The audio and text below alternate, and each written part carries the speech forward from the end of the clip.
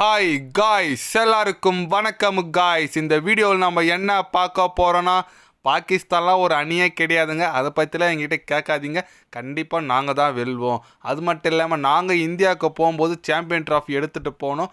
அதுதான் எங்களோட குறிக்கோள். கண்டிப்பாக இந்த வாட்டி மிஸ் ஆகாதுங்க கோப்பை அப்படின்னு சொல்லிட்டு, நாளைக்கு விளையாட போகிற பங்களாதேஷ் எதிரான நம்ம விளையாட போகிறோம். அதுக்கு முன்னே பத்திரிக்கையாளர் சந்திப்பில் சுஷ்மன் கில் பார்த்தீங்கன்னா ஓப்பனாக சவால் விட்டு பேசியிருக்காரு. பாகிஸ்தான் அணி இப்போ நியூசிலாந்து எதிராக தோல்வி குறித்து சில பல கருத்துக்கள்லாம் சொல்லியிருக்காரு. அவர் என்ன பேசினார், ஏது பேசினார் சொல்லிட்டு வீடியோவில் டீட்டெயில்டாக பார்க்கலாம். அதுக்கு முன்னே நீங்கள் நம்ம சேனலுக்கு புதுசாக வந்திருந்தீங்கன்னா ஒரே ஒரு சப்ஸ்கிரைப் மட்டும் பண்ணிவிட்டு வாங்க, வீடியோக்குள்ளே போகலாம்.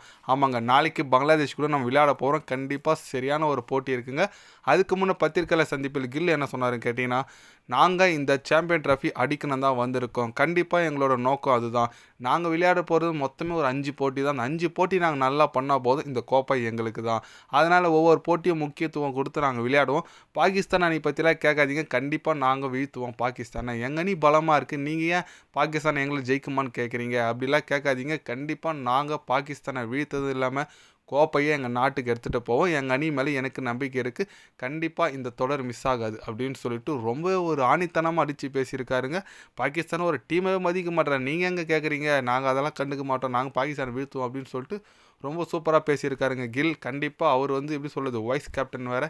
இந்த சாம்பியன் ட்ராஃபியில் நல்ல ஒரு பேட்டிங் இருக்குங்க அவர்கிட்ட, நல்ல ஃபார்மில் இருக்கார். ஏன்னா லாஸ்ட் சீரிஸ் இங்கிலாந்து அணிக்கு ஆப்போசிட்டாக பார்த்துருப்பீங்க, 3 போட்டியில் நல்ல பெர்ஃபார்மன்ஸ் கொடுத்தாரு. 50+, 100. அதனால் கண்டிப்பாக அவர் நல்ல ஃபார்மில் இருக்கார், நல்ல கான்ஃபிடென்ட்டில் இருக்கார். அதனால் அவர் சூப்பராக பேசுகிறாரு. ஆமாங்க, கண்டிப்பாக இந்திய அணி இந்த வாட்டி மிஸ் ஆக தான் எனக்கு என்னமோ 7th சென்ஸ் தோணுது. கண்டிப்பாக இந்திய அணி இந்த வாட்டி விட மாட்டாங்களா அப்படின்னு தான் தோணுதுங்க. ஏன்னா அந்தளவுக்கு ரொம்ப அடிபட்டு வந்திருக்காங்க. இந்திய அணி நிறைய ஐசிசி டோர்னமெண்ட் செமிலையும் ஃபைனல்லையும் தோற்றுருக்காங்க. லாஸ்ட் டைம் இந்த சாம்பியன் ட்ராஃபி பார்த்தீங்கன்னா நம்ம பாகிஸ்தான் கிட்ட தான் ஃபைனலில் விட்டோம் இங்கிலாண்டில்.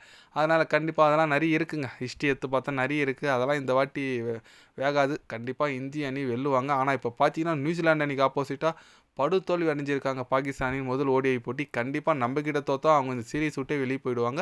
அதனால் நத்தர டீமே சீரீஸ் விட்டு வெளியே போதா அப்படின்னு சொல்லிட்டு நிறைய கேள்விகள் வரும். அதனால் கண்டிப்பாக இந்திய அணி அடுத்த போட்டி ஞாத்திக்காமல் பாகிஸ்தான் அடியில் அடித்து அவங்கள வெளியே போங்கடான்னு சொல்லிட்டு வீட்டுக்கு அனுப்பணும். கண்டிப்பாக நம்ம கோப்பையை வெல்லணுங்க. பாகிஸ்தான் அணி எப்படி அவங்க செமி வந்தாலும் வரல, நம்மளுக்கு எதுவும் பிரச்சனை இல்லைன்னு வச்சுக்கோ. ஆனால் கண்டிப்பாக நம்ம குரூப்பில் பார்த்தீங்கன்னா இந்தியா நியூசிலாந்து குவாலிஃபை ஆகிறதுக்கான வாய்ப்புகள் இருக்குது. அவங்க குரூப்பில் பார்த்தீங்கன்னா எனக்கு தெரிஞ்சு ஆப்கானிஸ்தான் கொஞ்சம் பார்க்க வேண்டிய அணியாக வருவாங்க. ஏன்னா ஆப்கானிஸ்தான் சரியாக இருக்காங்க.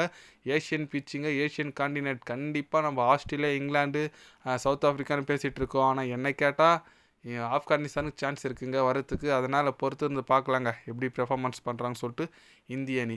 நீங்கள் சொல்லுங்கள், நாளைக்கு நடக்க போகிற பங்களாதேஷ் போட்டியை இந்திய அணி வெற்றி பெறுமா பெறாதா? உங்களோட கருத்துக்கள் என்னன்னு சொல்லிட்டு மறக்காமல் கமெண்டில் சொல்லுங்கள். இது போன்ற ஸ்போர்ட்ஸ் நியூஸை தெரிஞ்சுக்கணும்னா சேனலை சப்ஸ்கிரைப் லைக் ஒன்று பண்ணிக்கிங்க. கண்டிப்பாக கிரிக்கெட் பற்றி day by day channel update வரும். மறக்காமல் சப்ஸ்கிரைப் மட்டும் கொஞ்சம் பண்ணி வச்சுக்கோங்க. நன்றி, வணக்கம்.